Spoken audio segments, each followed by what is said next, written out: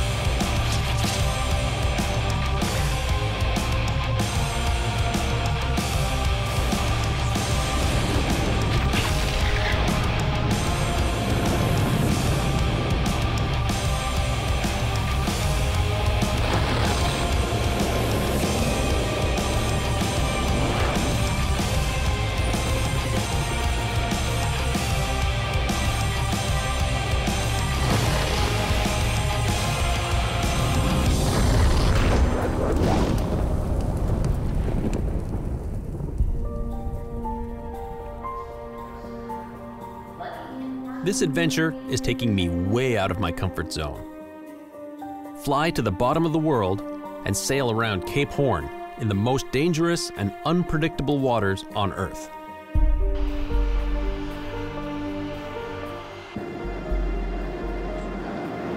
Well, it's been a real long night on the plane. I'm about to land in Buenos Aires, which is pretty cool. I've never been to South America before.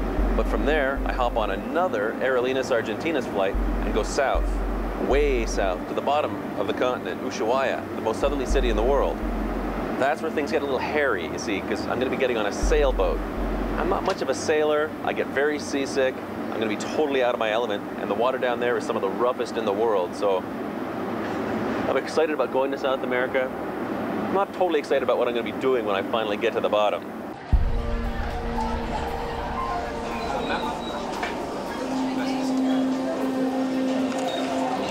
You see this, all these mountains, there's like no population anywhere for miles and miles. And all of a sudden this city just springs out of nowhere. I collect my usual mountain of gear and head for my hotel. Then navigate my way through the city to the ocean.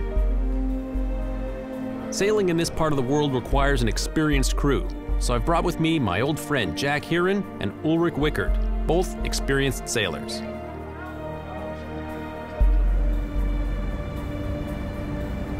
Well, I'm getting my first taste of the Beagle Channel here. Today, it's not so bad, but I'm on a big boat as well. Cape Horn, sticking out from the bottom of South America into the wild winds of the Southern Ocean, is the Everest of the seas. Elusive, dangerous, and considered a major accomplishment by sailors the world over. And like Everest, the Cape has claimed many lives. The waters at the end of the world are fierce and unpredictable, with turn-on-a-dime weather and hidden reefs that have sunk untold ships throughout history. Well, the sailboat I'm going to be on is not going to be a whole lot bigger than that little guy out there. So, a little scary. I'm not really a nautical guy. All it takes is one rogue wave or bad navigation, or who knows what, a storm coming in. You flip over, you're in big trouble. Well, I think this is an opportunity of a lifetime. I've read books about sailing ships that have rounded the Cape Horn and its reputation and also the beauty of this area. What do you think of someone who's a total non-sailor going on an excursion like this? Well, it'll be an interesting experience for you.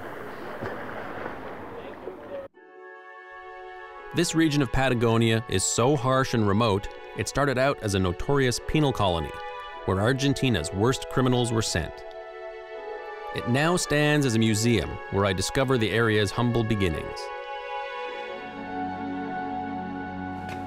One of the main reasons why Ushuaia was settled in the first place was because of its remote location. It was a perfect spot for a prison. Surrounded by mountains, on an island, very cold water, there was no place for the prisoners to go. So, this was the biggest building, and this is why the whole town is here. This prison was built in 1902, and the Argentinian president at that time was very interested in having Argentinians living here, yeah? Because as it was so far away from the rest of the country. And they were interested in having Argentinians here because we are very close to the border with Chile. And there have been many arguments about that border. So the city of Ushuaia was founded in 1884. And in 1902, they started building this prison. It was built by the prisoners themselves. Many prisoners died. Many were severely punished. Some were beaten to death. Many tried to escape, but of course that was not easy. The water is freezing here, so they either froze to death or decided to come back.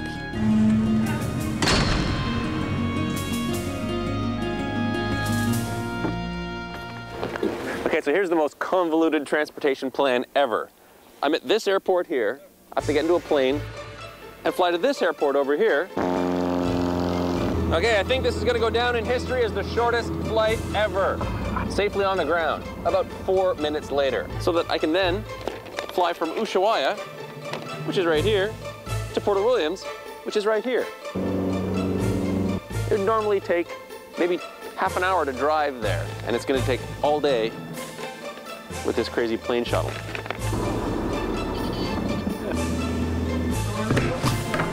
After a day of travel, we arrive in Port Williams, Chile.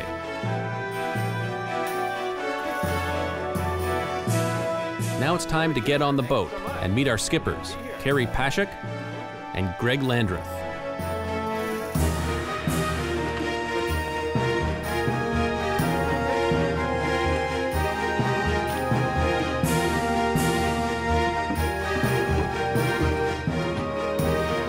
This is it, Northanger, my home for the next week.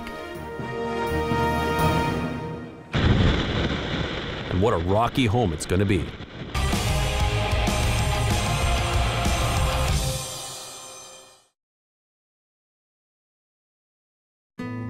I've just left Port Williams, Chile, on the 54-foot Northanger, and our skippers are showing me the ropes.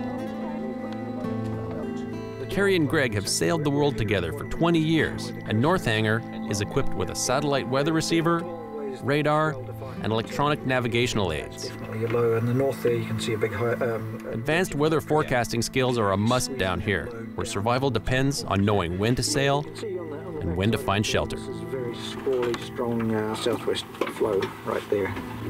The latest? The latest weather chart.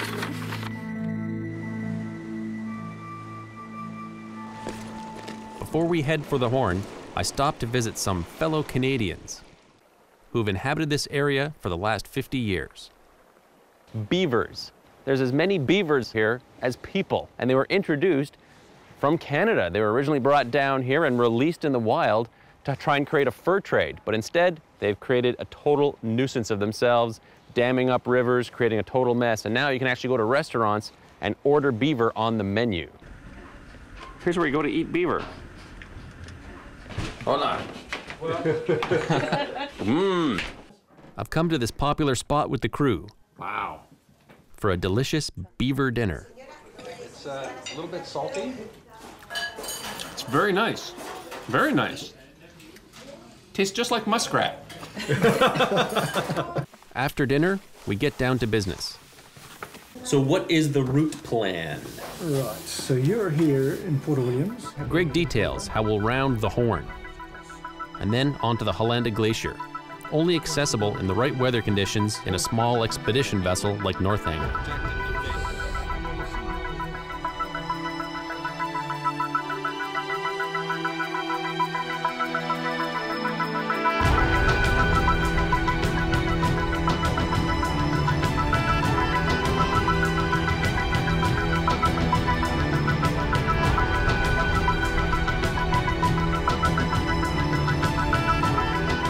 You know, it's one thing to actually talk about going to Cape Horn and sailing around some of the most treacherous water in the world, but it's another thing to actually be doing it, and I can't believe I'm actually going there right now to this place where many a sailor have met their watery grave.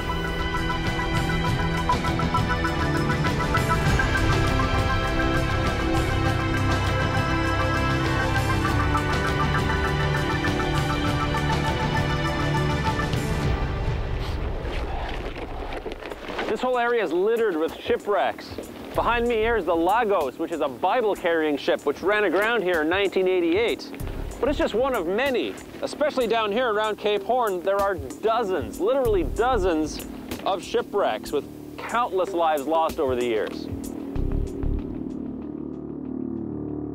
One of my biggest fears about this trip is my notoriously delicate stomach.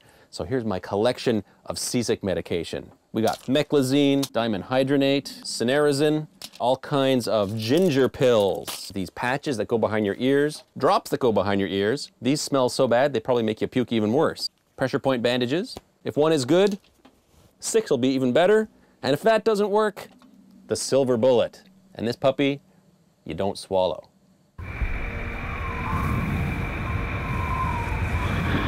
We got our anchorage for tonight, which is Port of Maxwell. So about an hour we'll be coming in there, setting up shorelines, anchoring in there, and preparing for tomorrow's traverse of Cape Horn itself. All these islands you see all around us here are not inhabited. As you can see, it's pretty grim, isolated, inhospitable spot for anybody to live. A place with not much going for it, really, except it's the end of the world.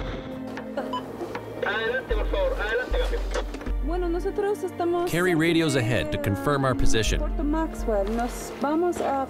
Travel in this region is tightly regulated by both the Chilean and Argentinian governments. Time to blow up the dinghy and start what will become a daily routine. Finding a safe anchorage and tying the boat off to rocks and trees to keep it from swinging around and damaging itself in the relentless winds. Look at the amount of area it's covering in the Southern Ocean there. So is the plan to round the Horn today in relatively decent weather? Land, shoot straight north as fast as possible, because this is very icky. And if you look at the full satellite picture... That's adequately frightening. So you don't want to get into that, I don't think, eh? Well, part of me does. The storm chaser in me wants to get into that, but the landlubber in me wants to run away as quickly as possible.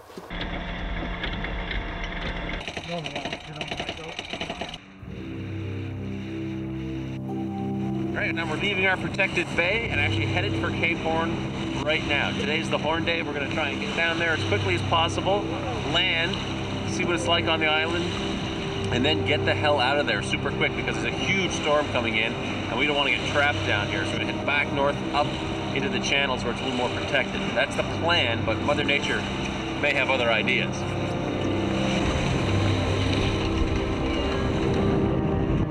Typical Cape Horn weather.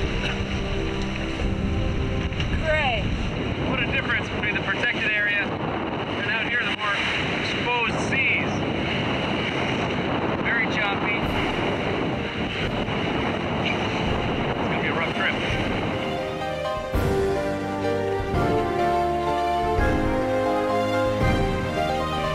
George, look, Cape Horn! Woohoo! I think we're gonna make it! Speak for yourself.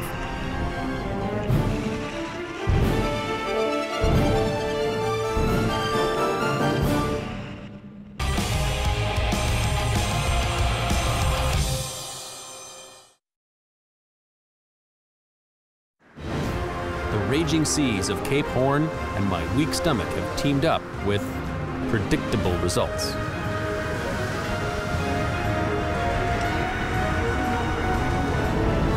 We're terrible taking photos. Poor George. Smile, George. Okay. Well, that was expected. That was expected. Oh. This is how I'm spending my rounding of the Horn. This place is only for the most fearless and experienced sailors. The weather here can be absolutely ferocious. We had a storm here last summer in which they were measuring at Cape Horn 100 knots of wind. You don't want to be anywhere near here in that kind of condition. This would be just complete chaos in those conditions. Probably not survivable. probably hundreds of mariners come round and seen this very sight. Quite a few of them aren't with us anymore.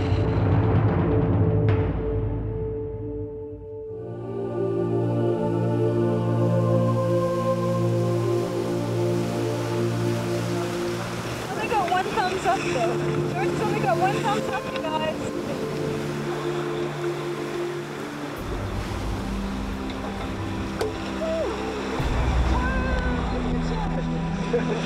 Treating up doing well.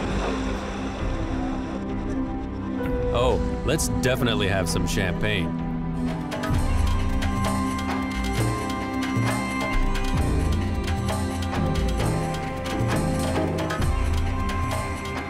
Back on dry land, I perk up and set off to explore Cape Horn Island.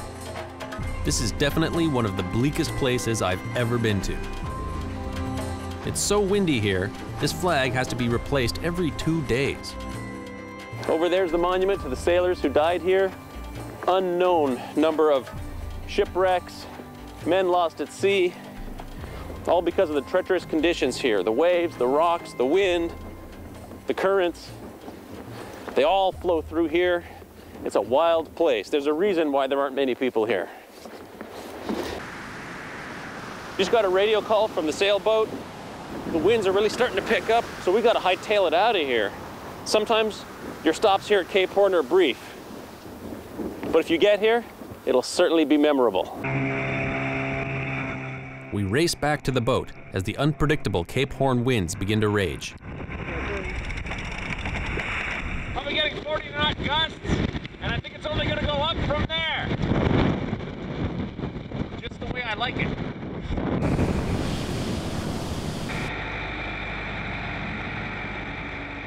The storm comes fast and furious, but the decision is made to battle it in order to stay in position to get to the glaciers.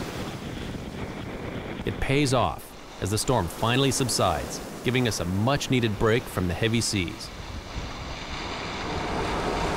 Plan is the wind's gone down, we're going to skedaddle west as far as we can get before it comes up again. Hopefully we can get to the glaciers. That'd be great.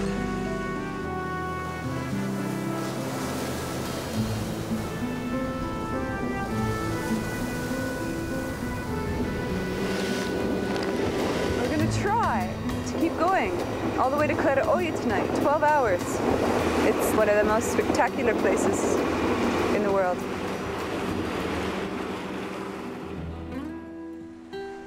But first, some risky maneuvers in the dead of night.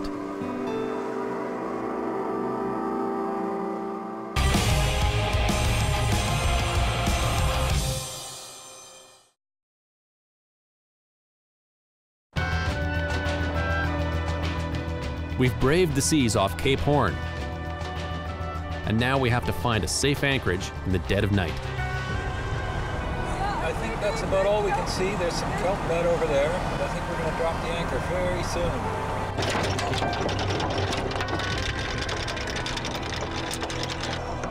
There you go. A bit of a tricky maneuver right now. They got to lay down the anchor and a few lines to shore to tie off the trees at night.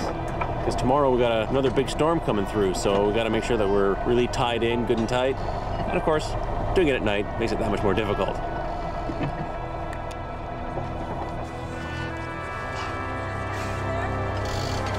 Give a good wide angle on that one for the northwesterly.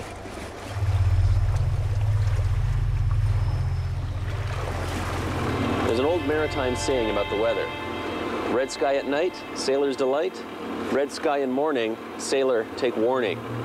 So we'll see what this morning red sky holds in store for me today. Although the sky threatens, by late morning, the storm's path changes, and we're able to sail through to the glacier. This beautiful and wild area is so windy, the trees grow sideways.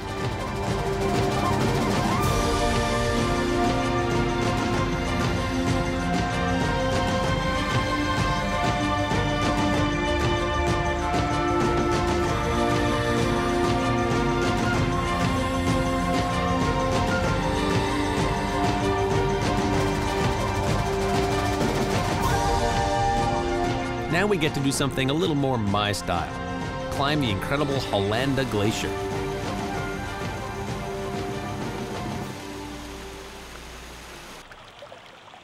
The beavers have had a field day in this region, turning it into a swampy mess. Okay, Carrie, what's the matter? Nothing. Looks like you're stuck in some pretty deep mud.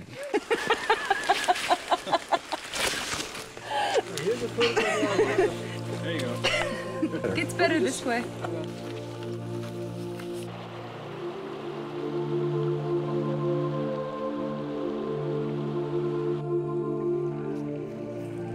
Fantastic. It's beautiful. What an effort to get here, but totally worth it. The first time we came here was in 1995 on our way to Antarctica on our first trip. And you can see where the glacier is pulled back. So it's receding. And also you can see that the front edge of it, it used to be more pinnacly, but it's been unusually hot down in Patagonia in the last few years, and the glacier is really rounded out.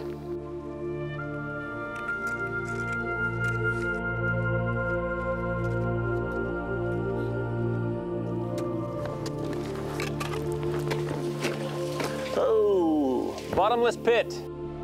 It's a long way down. You don't want to fall into one of these. Man, I can't imagine trying to traverse this thing. So dangerous. Just unbelievably dangerous. All this dirt on the bottom of the glacier are deposits that have been brought down by the ice over thousands of years. I'm gonna go up top and get a better look.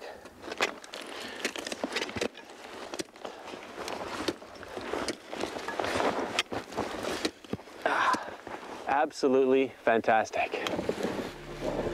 Fantastic, there's no other word for it.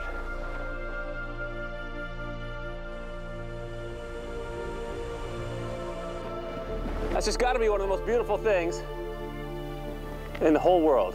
Absolutely stunning. Woohoo! Only in Patagonia. It's hard to believe that a glacier, thousands of years old, could quite possibly be gone in a few lifetimes. But I will definitely remember it forever.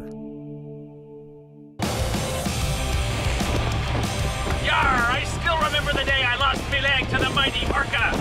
The sea was angry that day, like it is today. Yar!